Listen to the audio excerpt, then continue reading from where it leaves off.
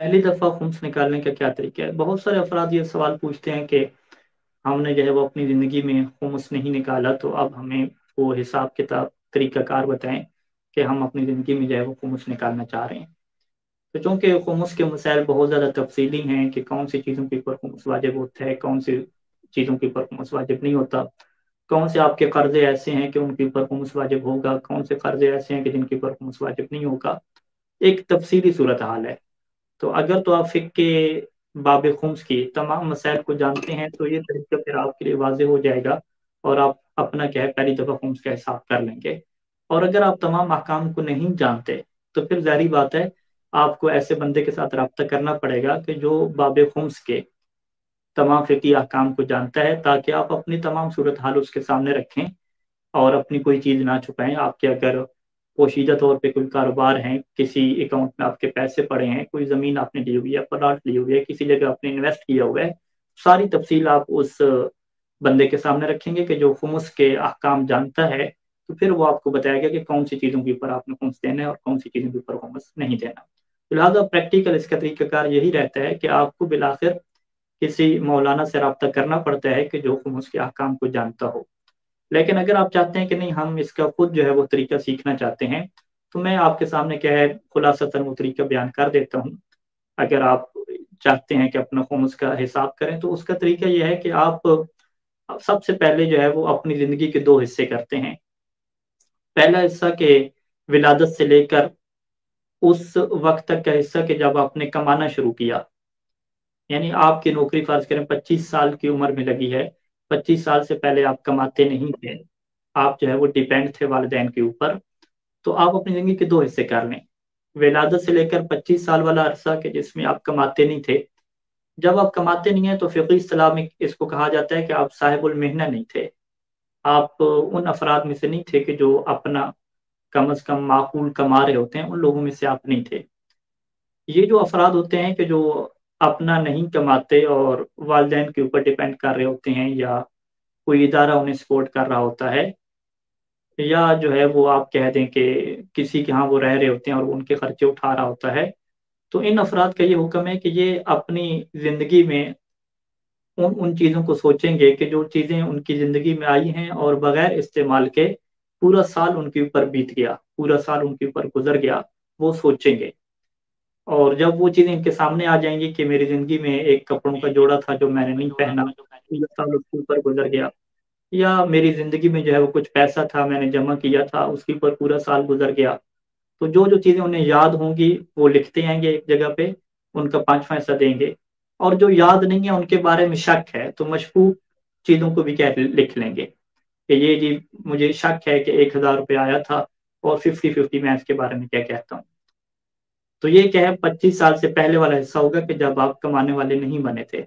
और जिस दिन आपने कमाना शुरू किया 25 साल की उम्र में, वो जो तारीख़ है, वो जो महीना है, वो जो साल है, वो आपकी खुम्स की तारीख़ बनेगी। अब उसके बाद आप सारा जो अपना हिसाब करेंगे, वो उसी तारीख़ के मुताबिक आप चलेंगे। आप ये सोचेंगे कि जब 26 साल का हुआ, 27 साल का हुआ, तो जब भी मेरी ज़िंदगी में 25 साल के बाद ये खुम्स की तारीख़ आया करती थी, तो मेरे पास कितनी बचत होती थी। और यहाँ पे बचत का ये मतलब है कि आपकी जेब में 10-20 रुपए पड़े हुए हैं, तो वो भी बचत है। किचन में अगर आटा पड़ा हुआ है 1 किलो, 2 किलो, वो भी बचत है। किचन में टमाटर और प्याज़ पड़े हुए हैं, चाय की पत्ती पड़ी हुई है, चीनी पड़ी हुई है, वो भी बचत है। यानी बाज़ मोमिन यहाँ पे कहते हैं कि जी हमारी तो बचत ही नहीं होती। तो बचत ना होने का मतलब फ़िक़्ह में क्या है कि आप बिल्कुल ज़ीरो हो, किचन में भी कुछ ना हो खाने को, जेब में भी कुछ ना हो, बिल्कुल साफ़ हो, 1 टमाटर और 1 आलू तक ना पड़ा हो, नमकदानी में नमक तक ना पड़ा हो, तो इससे कहेंगे कि आपकी बचत नहीं हुई। वगरना अगर कुछ भी आपके पास 5-10 रुपए हैं, तो वो बचत होगी।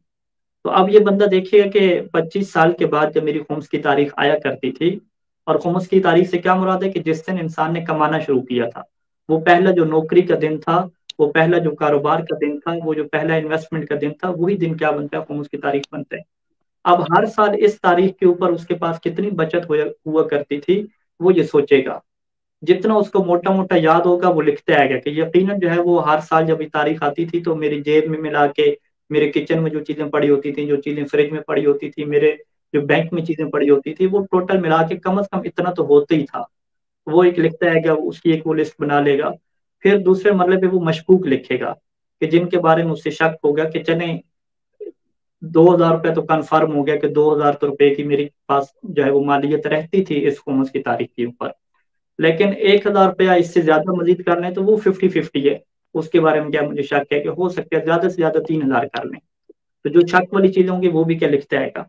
اور یوں اپنی زندگی کا جو یہ مرحلہ ہے جس میں وہ یہ سوال ہم سے پوچھ رہا ہے وہاں تک یہ سارا حساب کر لے گا۔ تو اس کے بعد 2 لسٹیں آ جائیں گی، ایک لسٹ جو ہے وہ 25 سال سے پہلے کی ہوگی کہ جب اس نے کمانا شروع نہیں کیا تھا، ایک لسٹ 25 سال کے بعد کی ہوگی کہ جب اس نے کمانا شروع کیا تھا۔ ہر لسٹ میں اس کے پاس 2 خانے بنیں گے، ایک خانے میں جس کے بارے میں شک ہے 50-50%، وہ ایک لسٹ ہوگی، اور جس پیسے کے بارے میں جس مالیت کے بارے میں یقین ہے وہ لسٹ ہوگی۔ تو دونوں لسٹوں میں سے جو یقینی صورتحال ہے اس کا خمس دینا اس کے اوپر واجب ہو جائے گا، وہ تو خمس دے گا، اور جس پیسے کے بارے میں سے شک ہے اس میں پھر وہ حاکم شرع سے، فقیر یا مشرع سے یا اس کے وکیل سے رابطہ کرے گا اور اس سے آگاہ کرے گا کہ میری زندگی میں اتنا پیسہ آیا ہے کہ جس کے بارے میں مجھے شک ہے کہ ہو سکتا ہے کہ اس کے اوپر میرے اوپر پیسہ، میرے اوپر خمس واجب ہوا ہو۔ تو اب وہ وکیل اس سے بتایا گیا کہ اگر تمہارا جو ہے وہ 50% اس کے اوپر شک ہے تو تم کیا آدھا خمس دے دو، اور اس میں وہ اس کے ساتھ مصالحت کرے گا، سیگہ مصالحت کہہ پڑے گا، تب جا کے کیا ہے وہ اس کا مشکوک کیا خمس ادا ہوگا۔ تو یہ ایک بنیادی طریقہ ہے جسے ہم کیا کہتے ہیں، شارٹ کٹ طریقہ کہتے ہیں۔ اس سے آپ کے نزدیک یہ تصور واضح ہو جائے گا کہ خمس کے حساب کے طریقہ کار میں آپ کو سوچ و بچار کرنا پڑتی ہے کہ کون سے پیسے کہاں سے کمائے تھے، کہاں پہ لگائے، کتنے بچائے اور کیسے بچائے، اور سال کی تاریخ کب بنی، خمس کی تاریخ کب بنی، کب کمانا شروع کیا، کب لگانا شروع کیا، ساری چیزیں سوچنی پڑتی ہیں۔ اس میں شارٹ کٹ کا کوئی نہیں ہے۔ یعنی بعض مومن کہتے ہیں کہ جی ہم آپ کو پوری لسٹ دے دیتے ہیں، ہمارے گھر کے یہ سامان کی لسٹ ہے، آپ ہمیں خمس کا حساب کر دیں، نہیں ایسا نہیں ہوتا۔ یہاں پہ صحیح سیستانی دامت ظہور العالی کے دفتر میں خمس کا ڈپارٹمنٹ ہے، وہاں پہ باقاعدہ لوگ جاتے ہیں اور پورے وہ ان کے ساتھ انٹرویو ہوتا ہے، پورا وہ ان کے ساتھ سوال و جواب کی ایک نشست ہوتی ہے، وہ پوچھتے ہیں کہ کب سے کمانا شروع کیا، کب سے کما رہے ہو، یہ گھر آپ نے کیسے بنایا، یہ گاڑی کیسے لی، فلاں جگہ پہ کیسے انویسٹ کیا، سال کس پیسے کے اوپر گزرا، کون سا پیسہ تھا جس کے اوپر خمس کی تاریخ گزری،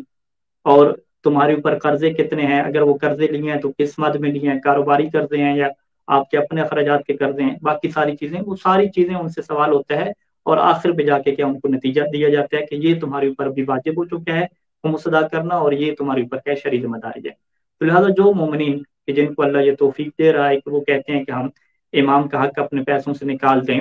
اور سادات کا جو حق ہے اپنے پیسوں سے ہم نکال دیں، اگرچہ ابھی عمر لمبی ہو گئی ہے، بہت سارا حق ہم نے امام کا بھی ضائع کر دیا، سادات کا بھی حق ہم نے ضائع کر دیا، تو اگر وہ زندگی کے اس مرحلے میں اچھی سوچ ان کے ذہن میں آ رہی ہے، اور نفس لوامہ جو ان کو ملامت کر رہا ہے، سرزنش کر رہا ہے کہ تم جو ہے وہ کیوں اتنا حق جو ہے وہ کھا چکے ہو امام کا اور سادات کا،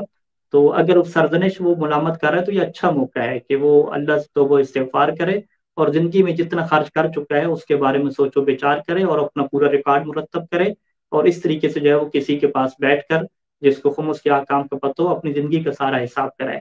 تاکہ وہ اس دنیا سے جائے تو اس کی گردن پہ نہ امام کا ایک پیسہ ہو، نہ ہی سادات کا ایک پیسہ ہو۔ اور مومن کرام یاد رکھیں کہ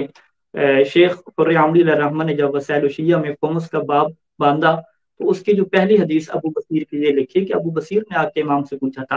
کہ مولا وہ چھوٹے سے چھوٹا مجھے عمل بتائیے